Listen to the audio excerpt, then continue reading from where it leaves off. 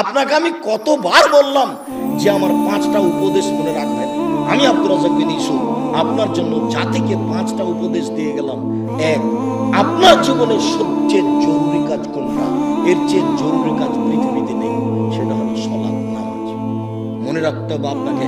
পৃথিবীবাসী, আমি আব্দুর রাজ্জাক বিন ইউসুফ আপনাদের দ্বীনি ভাই হিসাবে মহিলা পুরুষ সকলকে বলে যাচ্ছি, মানুষের জীবনের সবচেয়ে জরুরি কাজ পৃথিবীতে, কাজ হিসাবে, কর্ম হিসাবে এর চেয়ে জরুরি কাজ পৃথিবীতে নাই। সেটা কি? সালাত। জীবনে এর সাথে কোনোদিন আপোষ করিয়ে না, একে শক্ত হাতে দমন করবেন। টাইম হলে আদায় করতে হবে। কোনো দিন 5 মিনিটের জন্য এর সাথে আপোষ করবেন না। এর চেয়ে জরুরি কাজ পৃথিবীতে নেই। 2, দ্বিতীয় পৃথিবীতে জরুরি কাজ হালাল রুজি। আপনাকে আমি ব্যাংকে লোন নিয়ে ব্যবসা করতে বলিনি, কোনোদিন বলিনি। চকলেট দিয়ে ব্যবসা করতে বলেছি, তাহলে লোন নেওয়া লাগবে না। চকলেট দিয়ে যদি আমি ব্যবসা করি তো লোন নেওয়া লাগবে না। লোন এত খারাপ, লোন এত খারাপ, লোন এত খারাপ যে লোন যেন আমি না করি, এই জন্য আল্লাহর নবী 3 রাত পরিত্রাণ চাইতেন। সালাম ফেরার পূর্বে এমন কোনদিন জীবনে একটা দিন ঘটেনি যে এই দোয়া বলেননি।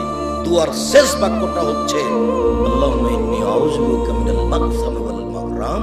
তোমার কাছে বাঁচতে চাই বড় পাপ হতে, তোমার কাছে বাঁচতে চাই ঋণ কর্জ হতে, তোমার কাছে বাঁচতে চাই বড় পাপ হতে, তোমার কাছে বাঁচতে চাই ঋণ কর্জ হতে, তোমার কাছে বাঁচতে চাই বড় পাপ হতে, তোমার কাছে বাঁচতে চাই ঋণ কর্জ হতে। এই বাক্যটা না বলে তিনি সালাম ফেরেননি। এই কথা আয়েশা রাদিয়াল্লাহু তাআলা হাদিস বলছেন। আর আপনি ব্যাংকে চাকরি করেন, এটাই খারাপ। আবার আপনি 30 লাখ টাকা লোন নিয়ে বাড়ি করলেন, ছেলে মেয়ের জন্য রেখে চলে গেলেন, আর জাহান্নামার যা মরার সাথে সাথে আপনাকে কবরে পৌঁছাতে লাগলো। আপনি তো কিছু বুঝলেন, হুঁচলার মতো দিন কাটাচ্ছেন। জাপানে ওদের ভাষাতে যে বুদ্ধি দিয়ে কাজ করে তাকে বলে হুঁচলা, মোটা বুদ্ধি। একটু বিবেচনা করতে হবে না? এমনি তো বোকামির পৌঁছে ব্যাংকে চাকরি করতে গেছেন। আমি তো বলেছি এই বাংলাদেশের মাটিতে এমন কোন ব্যাংকিং ব্যবস্থা নেই, এমন কোন ব্যাংক নেই যেখানে চাকরি যায়। দেখি কোন মায়ের বেটা প্রমাণ করতে পারে। ব্যাংকে টাকা রাখা আর ব্যাংকে চাকরি করা দুটো এক নয়। সম্মানিত দিনী ভাই বোন, মানুষের জীবনে সবচেয়ে জরুরি কাজ হালাল রুজি। শ্বশুরের কাছে টাকা নিয়ে জীবিকা নির্বাহ করবেন, ওই কথা পুনরায় বলা লাগবে না। শতবার বলেছি যে যৌতুকের টাকা দিয়ে চাউল কিনে ভাত খেয়ে ইবাদত করতে হবে। ভিক্ষা করার টাকা দিয়ে চাউল কিনে ভাত খেয়ে ইবাদত করতে হবে। আমি ভিক্ষা করবো কেন? আমার গায়ে শক্তি আছে, কাজ করে খেতে পারি। তবুও ভিক্ষা করার টাকা দিয়ে চাউল কিনে ভাত খেয়ে ইবাদত করতে হবে। যৌতুকের টাকা দিয়ে ভাত খেয়ে ইবাদত করতে হবে না। চাউল কিনে ভাত খেয়ে ইবাদত কবুল হবে না, ওটা হারাম টাকা। যৌতুক শ্বশুরকে ফেরত দিতে হবে না, বলে গেছে। আর আগামীকাল সন্ধ্যা হতে হতে এই ছেলে, তোমাকে বলেছি শতবার, তোমার বাপ যেন তোমার জমি ফেরত দেয়, হিসাব করে ভাগ করে দেয়। আগামীকাল সন্ধ্যা হতে হতে আপনি বোনের জমি দিয়ে দিবেন। আপনার বাপ পড়া 10 বছর। বোনের জমি মানে পরের জমি, পরের জমি খান কেন?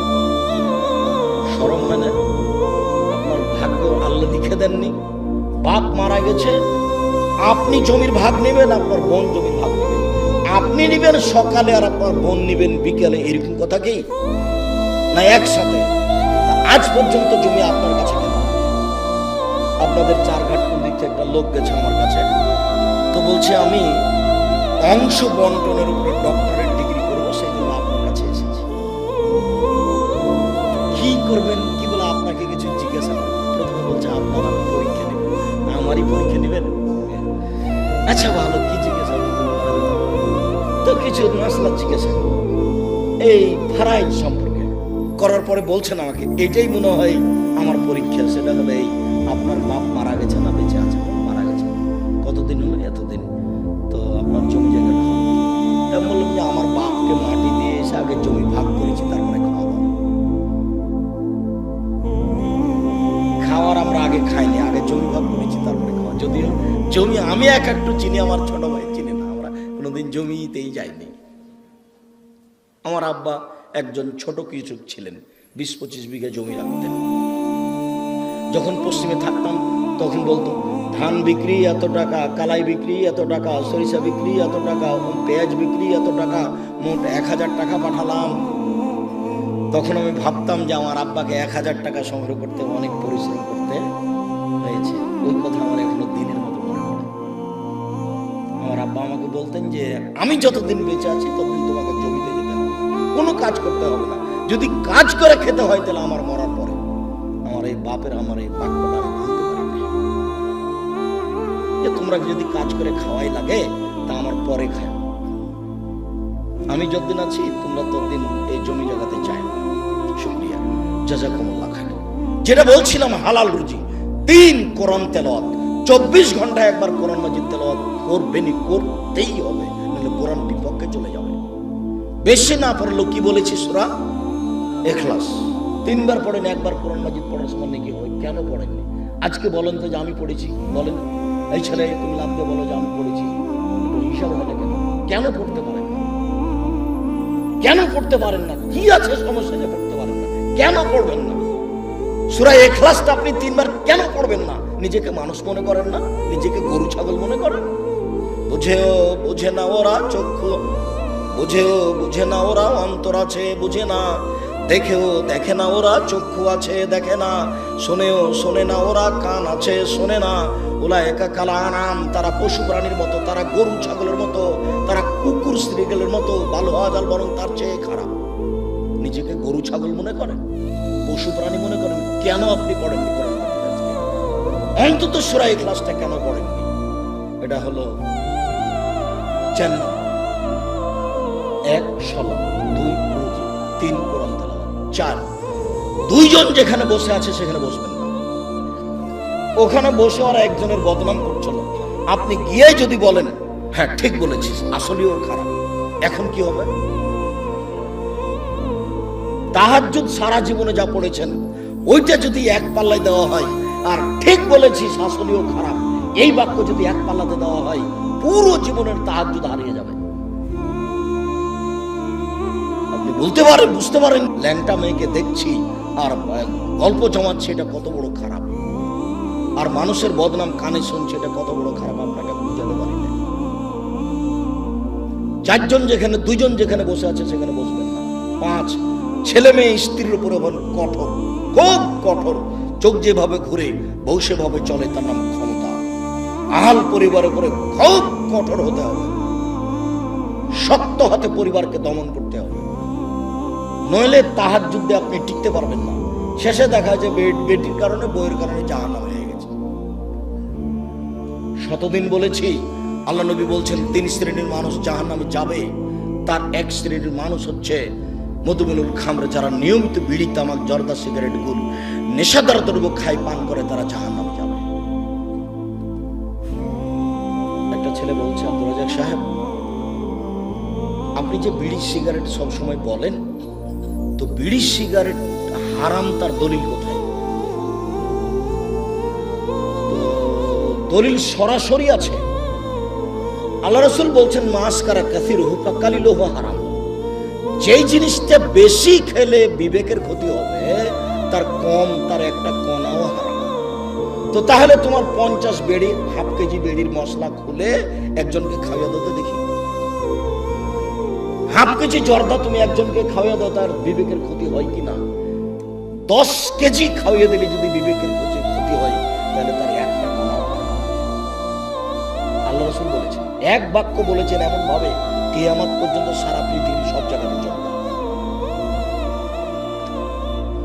কাজেই হালাল রুজি খাবেন, আর জরুরি প্রয়োজন ছাড়া কোথাও বসবেন না, আর পরিবারের উপরে খুব শক্ত, খুব কঠোর হতে হবে।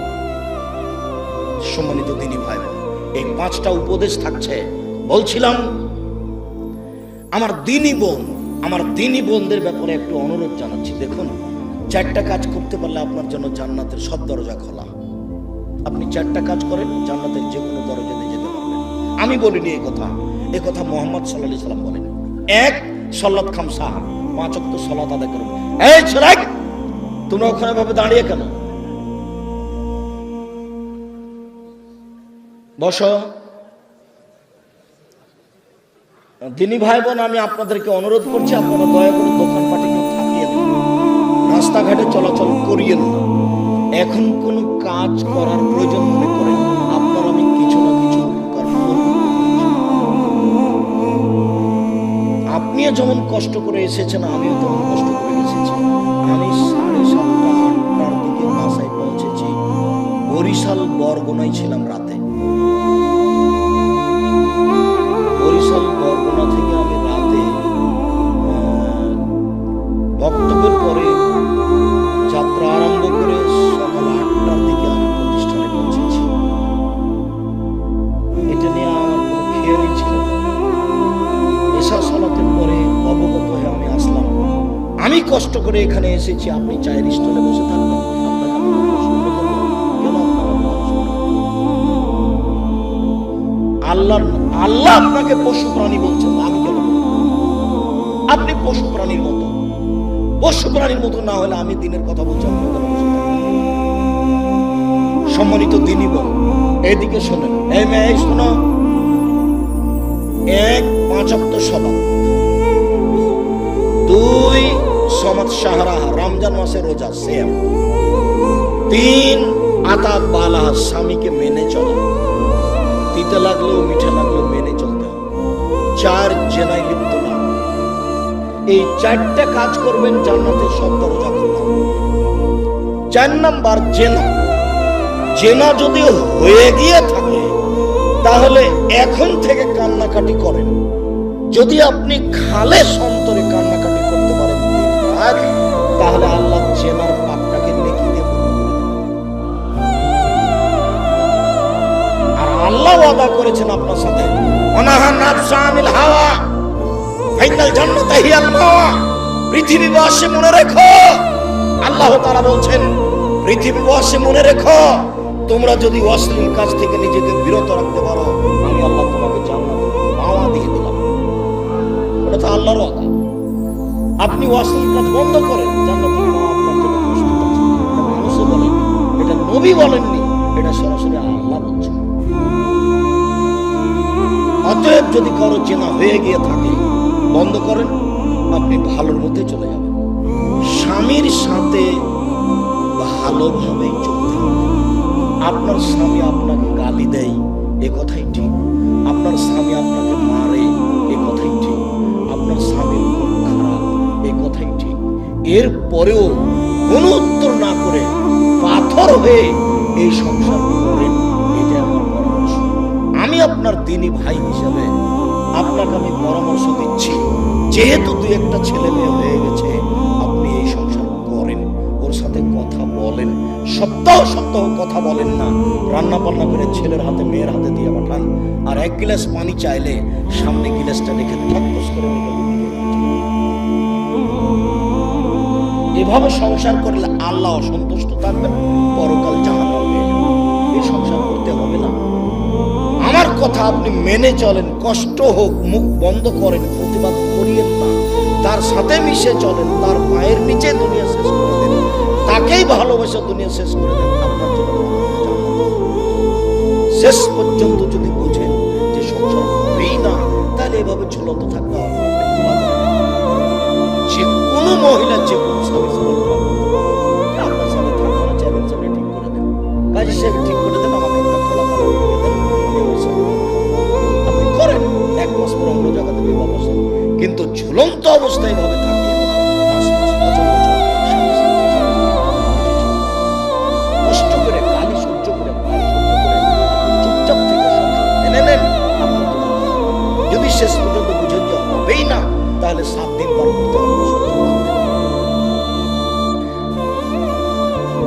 4টা কাজ করেন, জান্নাতের সব দরজা খোলা আপনার জন্য। আপাতত কথা শেষ।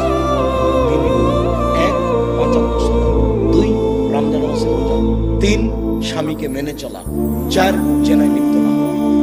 জেনা যদি কোনটাই থাকে তাহলে মরা পর্যন্ত কান্নাকাটি করেন, যা পাপ হয়েছে সেটা আল্লাহ নেকি দেবেন। এবার আপনাদের সাথে একটু জরুরি কথা, যেটা আল্লাহ রাসূল বলেছেন স্বামী হিসাবে, বাপ হিসাবে জরুরি কথা হচ্ছে, 1 যে মানের আপনি খাচ্ছেন, ও বউকে স্ত্রীকে সেমানের খাওয়াবেন। 2, যে মানের কাপড় আপনি পরছেন বউকে স্ত্রীকে সেমানের পরাবেন। 3, কখনো কটু কথা বলবেন না। স্ত্রীকে কটু কথা বলা নিষেধ, গালি দেওয়া নিষেধ, নিন্দা করা নিষেধ। শ্বশুর শাশুড়ির ব্যাপারে মন্তব্য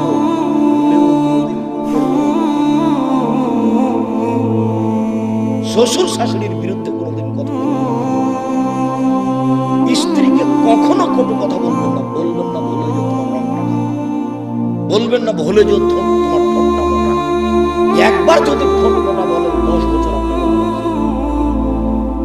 ওরা হচ্ছে কম বুদ্ধির প্রশংসা প্রিয় মানুষ, সব সময় প্রশংসা করে, তুমি খুব ভালো, তুমি খুব ভালো, তোমার মতো কোনো মেয়ে দেখি না, সারা রাত পার্টি পেয়ে।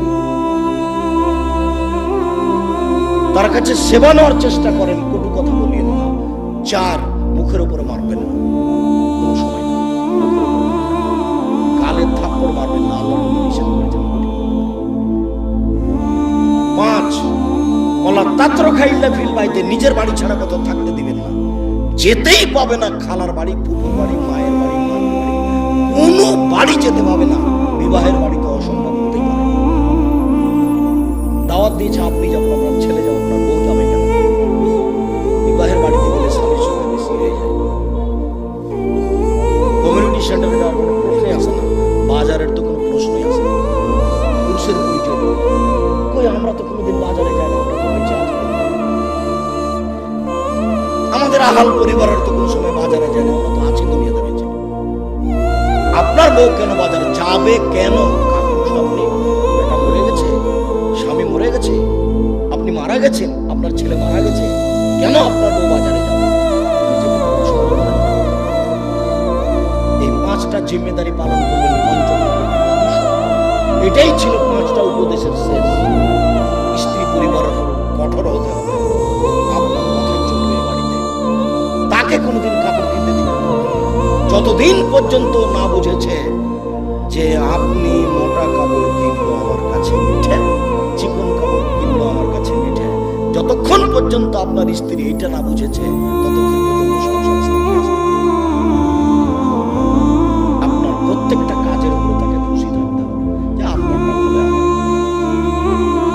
আমি নিজে থেকে বাজার করতে যাব, আমি কাপড়টাতে হাত দিয়ে দেখবো যে চিকন নয়, তখন এভাবে ছুঁড়ে মারবো, এই সংসার